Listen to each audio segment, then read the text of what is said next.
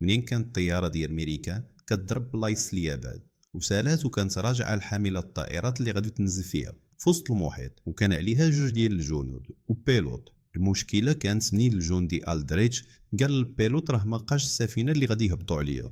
البيلوت طلب من الجندي الثاني اللي سميتو باستولا يقلب عليها، وتا هو ما لقى والو. البيلوت فكر يمكن السفينه دلات بلاصتها ومشات جهه الشرق، وقرر يمشي يقلب عليها. البيلوت لاحظ القنابل اللي عنده باش تخفى في الطياره، حيت كان الكيروزين قريب يسالي منها، وفعلا سالا وعرف ان الطياره غادي تطيح. فخدا البيلوت الحوايج المهمه في جيابو، وقال للجنود ياخذوا الخرائط والبيلات والماكله والماء ويوجدوا راسهم حيت غادي ينزلوا في البحر.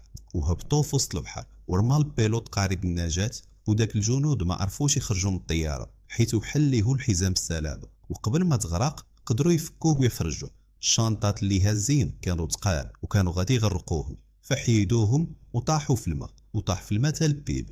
ومن بعد بزاف ديال الروينه قدروا يطلعوا على القارب. وبداو تما يتعرفوا على بعضياتهم. البيلوت اللي هو القائد قال لهم انا سميتي ديكستون، وقالوا باللي خاصهم يساينوا حتى يصيفطوا لهم اللي يقلب عليهم ويلقدهم. الصباح البيلوت فيقهم، ومن بعد ما ضحكوا شويه قال لهم كل واحد يحدد اتجاه، يمكن يشوف شي طياره ولا سفينه جايه تنقذهم. مور شويه د الوقت بانت ليهم طياره جايه. قال لهم البيلوت نوض شعلوا الفلاما باش يشوفونا، ولكن الفلامات كانوا طاحوا في الماء مع الشنطات. فبداو يشيروا لها بحوايجهم، ولكن والو ما شافتهمش ورجعات بلا ما تنقذهم. داك الوقيته قال لهم البيلوت هذه كانت اخر فرصه عندنا، وما كايناش شي طياره اخرى غادي تجي تقلب علينا حيت حنا دابا في حرب. وقال لهم لا باس حيت عندنا المركله والماء والحوايج اللي غادي نحتاجو. فجاوبوه راه البارح مشاو لينا في البحر. طلع له الدم وقال لهم ياك وصيتكم قبل ما نهبطوا بالطياره. المهم ولا قال لهم كل واحد يحد داكشي اللي في جيابو نشوفوا شنو عندنا. فخرجوا مواس وصفارات وشي حاجات ما صارحين لوالو، وقال لهم خاصنا نخفوا الثقل، وطلب منهم يلوحوا صبابطهم في الماء حيت ما محتاجينهمش. مور منين رماوهم هو ما رماش ديالو، وقال لهم خليوه احتياط. الدريتش كان عنده فردي وتا هو خلاها معاه. بالليل قرروا يقسموا الوقت بيناتهم، جوج ينعسوا وواحد يبقى فايق يحدي السما يمكن يشوف شي طياره، ويبقاو يتبادلوا كل 4 سوايع. بداو بالدريتش وسالا السوايع ديالو وفيق ديكستون، وبقاو هكا حتى الصباح. منين فاقوا كاملين الصباح قرروا يصيدوا الحوت باش ياكلوا.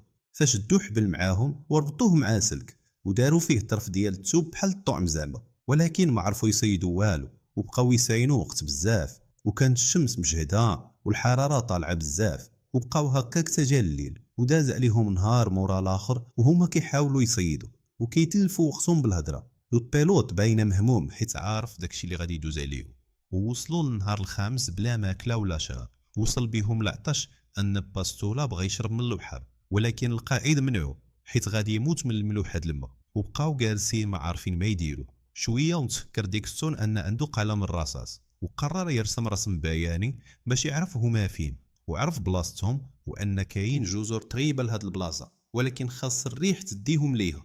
الريح دابا عكس ديال داك الاتجاه اللي فيه الجزر. فشد جيلي ديال الانقاذ وربطو بحبل ورماه عكس اتجاه الريح باش يكون فران ليهم وما يبعدوش. وولاو فرحانين حيت رجع ليهم الامل، وغي حبس الريح خيدوا الفران وبداو غاديين في الاتجاه ديال هاد الجزر، وتمناو الشتا طيح ويكون الريح في داك الاتجاه اللي باغين.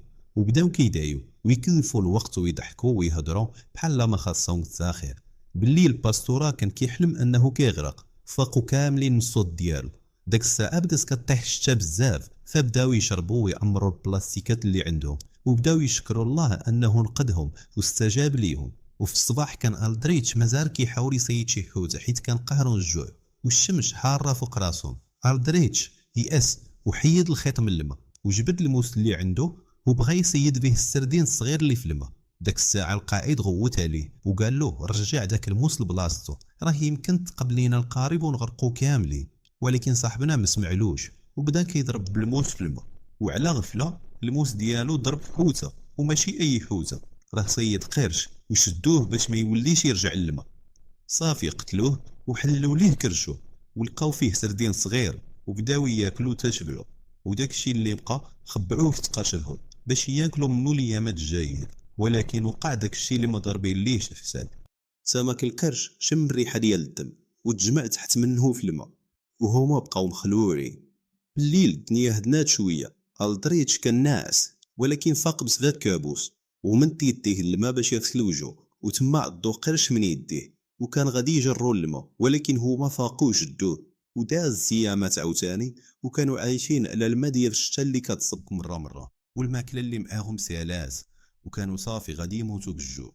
باستولا صافي فقد الامل، وكان هاز الفردي في يديه. فداه النو الدريتش ونيش على طير وقف على قارب ديالهم وصيدو. ديك الصون تخلع حيت كان ناعس، ولكن مقز الماء وجا الطير اللي صيدو. داك الوقيته دا لقاش كبير وكان غادي ياكل ديك الصون، ولكن بالزربه هرب منه وطلع قبل ما يعضو، وجلسوا ياكلوا الطير اللي صيدو. موراها باستولا داح الفردي في الماء حيت كان خسر من المصدر اللي فيه. ودازت الايام تا وصلوا النهار 20 هما في البحر، وفاق ديك الصون من النعاس وبقى كلشي ناعس، وتا واحد ما حاضر الريح. فاقا كيغوت عليهم وتعصب منه.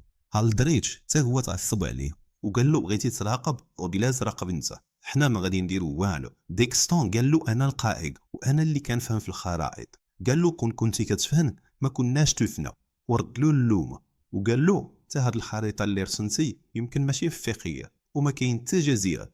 ديكستون قال لهم انا رسمتها من داكشي اللي عاقل عليه. فتعصب عليه الدريتش وقال له حنا دابا غادي نرجع على افتراض راك مازال عاقل، وفوقاش كان خاصنا نوصلوا لهاد الجوزه. ديكستون قال له كان خاصنا نوصفوا ليهم هادي 4 ايام اذا راحنا تقلنا الجوزه، وطلب منهم السماحه. الدريتش قال صافي دابا ما يصلحش نستسلموا، وخاصنا نعتمدوا على الخريطه اللي رسمتي واخا تكون غالطه. داك الساعه ديكستون كبت الصباط ديالو وقطعو وداروا مجداف باش يجدفوا في الماء.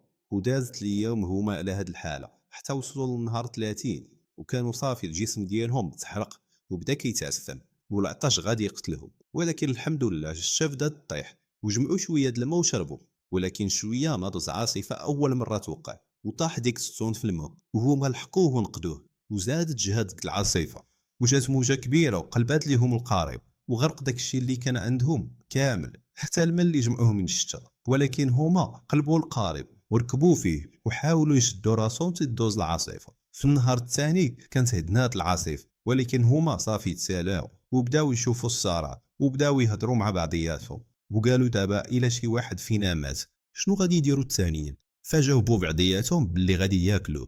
الدريتش قال لهم ربي قدر علينا هذا الشيء، هو اللي اختار لينا هاد الطريق. باستولا جاوبوا مادام ربي اللي اختار لينا هكا اذا باغينا نكملوا حتى التالي باش ينجينا. وناضو متحمس وبدا يجدف بيديه، وتا هما ناضوا وداروا بحال. مورش ايامات كانوا صافي تسالات طاقتهم وناعسين. فيقهم ديكستون وقال لهم راني شفت شي حاجه. منين شافوا موراهم بانت لهم جزيره، ففرحوا عنقوا قعدياتهم وشكروا الله حيت نجاهم، وبداو يدفعوا القارب باش يوصلوا. وجات موجه ودفعاتهم ووصلاتهم الشاطئ. ومور هادشي كامل اللي داز عليه ربي يكتب لهم يعيشوا.